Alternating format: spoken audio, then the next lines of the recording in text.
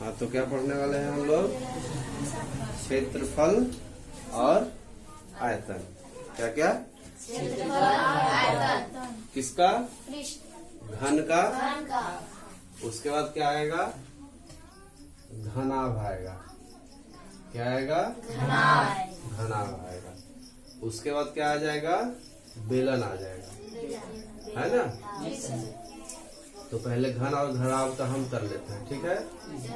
तो घन के चारों दीवालों का क्षेत्रफल, उसी को क्या कहेंगे आप? CSA भी कहेंगे, ठीक है? CSA का मतलब होता है कर्व्ड सरफेस एरिया, है ना? मतलब मुड़ा हुआ, मतलब मुड़ा हुआ। और संपूर्ण का मतलब हो गया कुल। कुल को कहेंगे TSA, यानी कि टोटल सरफेस एरिया, ठीक है? उसी तरीके से आयतन जो होता है, आयतन को क्या कहते हैं? V, है ना? V मतलब वॉल्यूम भी कह सकते हैं अंग्रेजी में, ठीक है? और शॉर्टकट में क्या कह देते हैं? V कह देते हैं। तो हमको ये समझना है ना, ये घन बनता कैसे है? घन बनता कैसे है, ठीक है? तो देखिए ध्यान से, ये क्या है आपका? ये क्या है आपका? ये वर्ग है। ये क्या है आपका? वर्ग, ठीक है? अब इसी वर्ग को आप जोड़ देंगे, इसी वर्ग को आप जोड़ देंगे के ठो? 6 ठो। ये 1, ये 2, ये ऊपर में 3 हो गया, ये इधर 4 हो गया, ये इधर 5 हो गया और नीचे वाला 6। 6 ठो वर्ग को जब आप जोड़ेंगे तो क्या बनेगा? घन बनेगा। समझ गए बात को यहाँ तक? 6 ठो वर्ग को जोड़े तो क्या बन गया? घन बन गया, ठीक है? अच्छा, तो अब जाहिर सी बात है कि जब ये वर्ग से बना है तो वर्ग का जो सूत्र होता है ना, उसी सूत्र से इसका सूत्र भी बनेगा, ठीक है? तो वर्ग के क्षेत्रफल का सूत्र क्या होता है? वर्ग का क्षेत्रफल का सूत्र क्या होता है? क्योंकि इसकी भुजाएं एक जैसी होती है, इसकी भुजाएं एक जैसी होती है, तो इसका सूत्र जो है A गुणे A जब करेंगे तो A का स्क्वायर हो जाएगा। क्या हो जाएगा? A का स्क्वायर हो जाएगा। तो कहने का मतलब ये है कि A का स्क्वायर 1 का हुआ, A का स्क्वायर 1 का हुआ। यहाँ बोल रहा है 4, यहाँ क्या बोल रहा है? 4 का मतलब हुआ, ये देखिए, ये घन का उदाहरण है। ये कैसा डब्बा दिख रहा है? घन के जैसा। ये डब्बा कैसा दिख रहा है? घन के जैसा। चारों तरफ से एक जैसा, चारों तरफ से एक जैसा। जिधर से देखेंगे ये एक जैसा दिखाई देगा, ठीक है? तो यहाँ प्रश्न कर रहा है 4 दीवालों का क्षेत्रफल, है ना? उसी को पार्श्व भी कहते हैं, वक्र भी कहते हैं और CSA भी कहते हैं। तो 4 का मतलब इसका भी, इसका भी, इसका भी और इसका भी। तो ध्यान से देखिए, 1 का हमने क्या लिखा है? A स्क्वायर लिखा है, ठीक है? तो 4 है तो 4A स्क्वायर हो जाएगा। कितना आसानी से बन गया, ठीक है? उसके बाद यहाँ संपूर्ण बोला है, तो संपूर्ण कितना होता है? अभी हम बताएं कितना होता है संपूर्ण इसमें?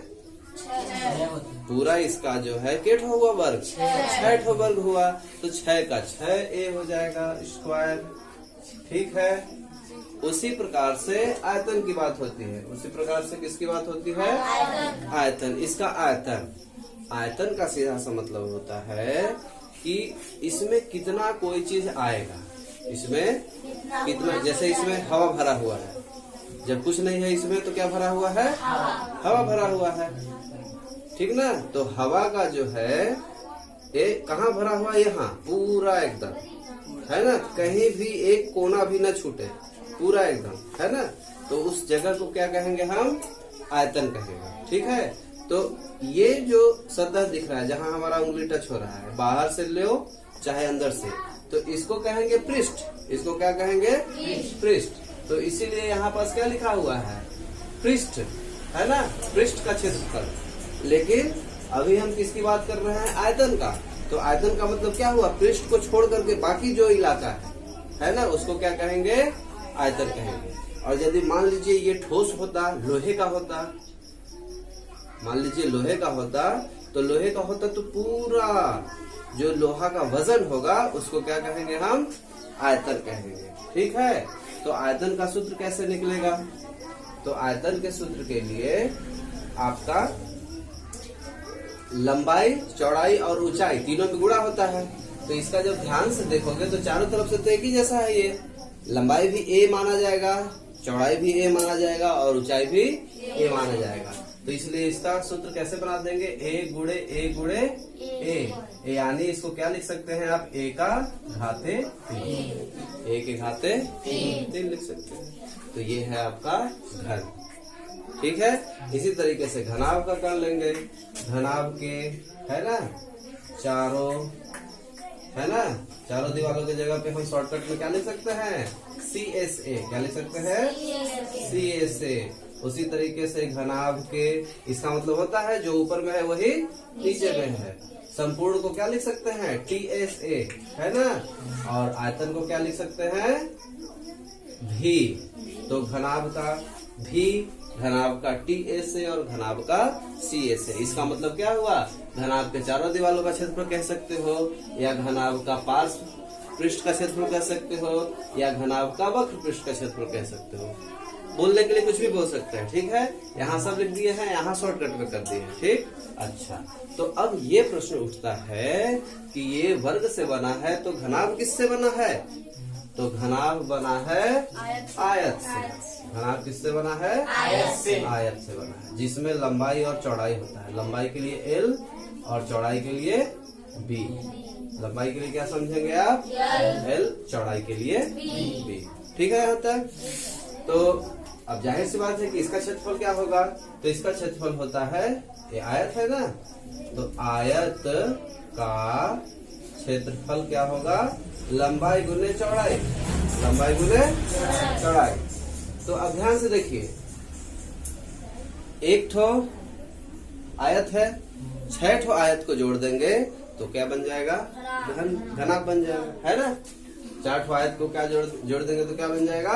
घनाभ बन जाएगा। तो देखिए कैसा होता है घनाभ। ये हुआ एक, ये हुआ दूसरा, ये हो गया ऊपर में तीसरा बन गया, ये इधर चौथा बन गया, ये इधर पांचवा और नीचे में छठवा, है ना। कैसा दिखता है ये? कोई आकृति लीजिए, ये देखिए ये क्या है? ये घनाभ है ना। ये जो डस्टर है ये कौन सी आकृति का है? आपके घनाभ जैसा है ना। इसमें देखिए ध्यान से, 1 2 3 4 5 और ये 6 ठो आयत जब मिल जाता है तो क्या बन जाता है? घनाभ बन जाता है। तो जाहिर सी बात है कि जो इसका क्षेत्रफल है, जो इसका क्षेत्रफल है उसी के क्षेत्रफल से इसका भी क्षेत्रफल बनेगा। ठीक है, उसी के क्षेत्रफल से इसका भी क्षेत्रफल बन जाएगा। ठीक है, लेकिन थोड़ा सा इसमें समझने के लिए ये होगा कि यदि आप इसको L मानते हो, इस वाले को, और इसको B मानते हो, ठीक है, तो इसको क्या मानना पड़ेगा? आपको H मानना पड़ेगा। ठीक है, इसको क्या मानना पड़ेगा? H मानना पड़ेगा। ठीक है, तो अब देखिए, ये यदि आयत है तो इसका सूत्र क्या हो गया? लंबाई गुणे चौड़ाई हुआ, है ना। लंबाई गुणे चौड़ाई। अच्छा, और इसके जस्ट पीछे वाला भी लंबाई गुणे चौड़ाई होगा, है ना। तो उसके लिए क्या लिख दीजिए? 2 लिख दीजिए, क्योंकि इसके लिए B है लंबाई ये, और चौड़ाई की जगह पर क्या दिख रहा है? H। तो इसका क्या हो जाएगा? B गुणे H, B गुणे H इसका। तो जस्ट पीछे वाला का भी वही होगा, है ना। तो इसलिए 2, इसलिए 2, और ये सब आपस में क्या हो जाएंगे? जुड़ जाएंगे। अच्छा, उसी तरीके से इसका देखिए, तो इसका लंबाई के लिए L और चौड़ाई के लिए क्या काम कर देगा? H। यहाँ क्या है? ये H है, तो आपका H गुणे L लिख देंगे। H गुणे क्या लिख देंगे? L लिख देंगे। अब ध्यान से देखेंगे तो इसमें 2 ठो है, इसका एक जैसा, तो एक ठो सूत्र लिखे, है ना, और गुणा यहाँ 2 कर दिए तो 2 ठो हो गया। इसका और इसका, इसके लिए क्या किए? इसका एक ठो सूत्र लिखे, गुणा 2 कर दिए, इसके लिए सूत्र लिखे और गुणा 2 कर दिए, तो दोनों तरफ का आ गया, यानी कि इसमें 6 आ गया। है ना। क्षयो आयत आपका है, चौड़ाई गुने ऊंचाई आपका आयतन का हो जाएगा, है ना। लंबाई गुने चौड़ाई गुने ऊंचाई।